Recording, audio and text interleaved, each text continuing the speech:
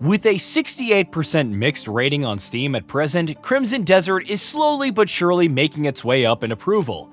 Granted, for everything we liked about the game, story and Kliff's personality of a doorknob notwithstanding, there is a lot that needs to be improved. Let's delve into 15 of them here, starting with the reason that so many players decided to refund. Controller remapping. This goes without saying, especially on consoles. The sheer number of functions in the game coupled with attack commands results in quite the workout for one's hands, and not in a good way. While the developers have acknowledged this and are currently preparing a patch, it should explore offering multiple different presets on top of full remapping. At least its most recent patch is a good step, adding shortcuts to select menus on the mouse and keyboard, opening the inventory by pressing I. It truly is a brave new world.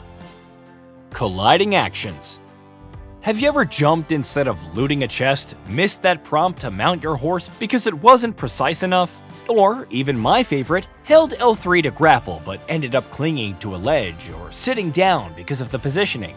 If you faced any of these situations, congratulations and condolences. Suffice it to say that a high priority interact button or even cutting down on the sheer amount of situational uses for the same button would be amazing. Mask off.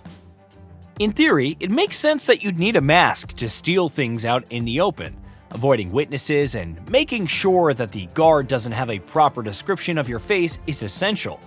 But why do you need a mask to take things when no one is around? For that matter, why is it considered stealing when trying to loot some items from a recently cleared bandit camp?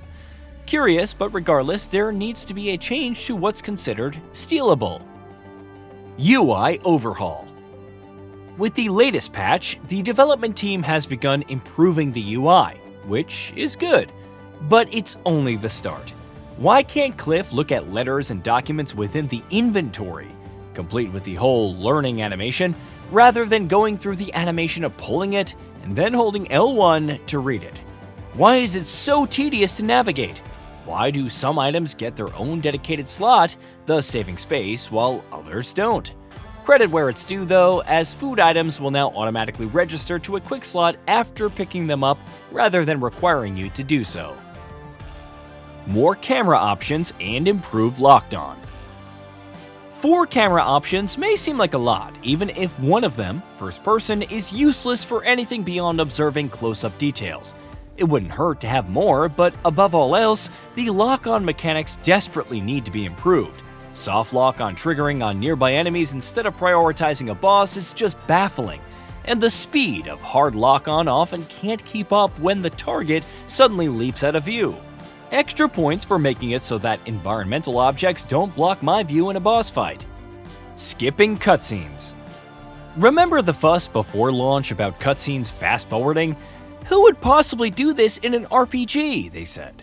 As it turns out, the answer is anyone who didn't want to see the same boss fight cutscene again after dying. While a recent patch made it so that recently viewed cutscenes would speed up faster, it's time for a skip button.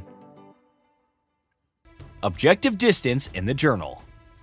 A basic UI element that many games, like Cyberpunk 2077, mastered is actually telling you how far certain missions are from your journal. Crimson Desert desperately needed this, especially when you've activated a mission, only to be told that it's on the other side of Pywell, thus forcing you to go back into your journal and choose something closer. Press/hold toggles for control. I like my current DualSense. It's a nice metallic gray that stands out. You know what I don't like? Having to constantly rotate the right stick for a high jump, or having to mash X to increase the speed of certain actions like Nature's Grasp or moving levers. On the topic, why not give players the option to hold down the sprint button instead of constantly tapping it? And the longer it's held, the faster they'll go, which thus leads to more stamina drain like the current system. Simplifying that one QTE to not get beaten to death by an enemy would also be nice. And no, I don't care that they nerfed the difficulty twice. Better HUD scaling and readability options. UI accessibility also needs a much deeper revamp, especially with the lack of scaling options. You can decrease the HUD size, but bafflingly enough, not increase it. Better contrast options and higher ceilings for text readability are also a must, especially with the sheer amount of information the game throws at you. Fast travel woes. Initially, I didn't mind the mysterious energy question marks since they pushed you to investigate unknown areas and often unlocked Abyss Nexus points for fast travel. The problem is that some also lead to Abyss Crescents, which are also puzzles that require completing before you can use them to fast travel. If there's no Abyss Nexus point nearby, then better get to solving it, though the latest patch has also since added more points. It's also worth noting the annoying restrictions for fast travel, like when on a mount or free-falling. Why not just remove these? At least make it so that Kliff dismounts when hitting fast travel on a horse. Mount permanence. Before launch, Crimson Desert showcased several different kinds of mounts, including a direwolf, raptor, and bear. Well, not all of them are permanent. After inflicting enough damage on said creature, it can temporarily be mounted, and not register like your horse for later use. It would be one thing to have this for select few mounts, but on such a wide scale, it feels like false advertising. Dragon Cooldown. On another note, there's the Dragon Mount Blackstar, which is obtained when progressing through the storyline, a cathartic moment where you feel like all those days of traipsing on horseback are behind you, until you discover that it has a 15-minute time limit and a 50-minute cooldown. And unlike everything else in the game, you can't wait or rest to bypass the cooldown. I sure hope it doesn't affect a main story mission, which is horribly balanced against the dragon, thus requiring multiple restarts. Oh, wait, why are these MMO design decisions in a single-player game? Your guess is as good as ours, but their removal should have happened yesterday. Skill tree improvements. Learning new skills and having the freedom to decide which ones to unlock without worrying about stamina, health, and spirit is great, until you realize that some, like high jump, are unusable without a specific stamina threshold. A warning about this would be nice, if not temporarily gating off some skills until you can actually use them.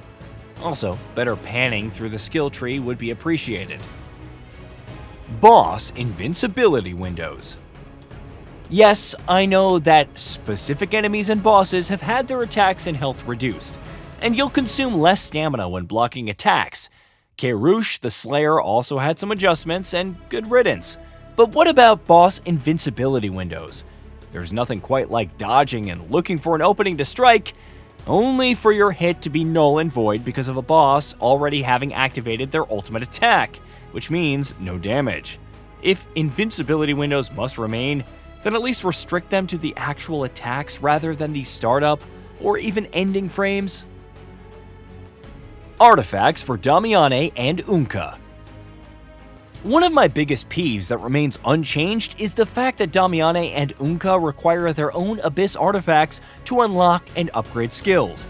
Between spending them on upgrades for equipment and upgrading Kliff, who's mandatory during most of the story, you have to pay attention to him. This feels annoying.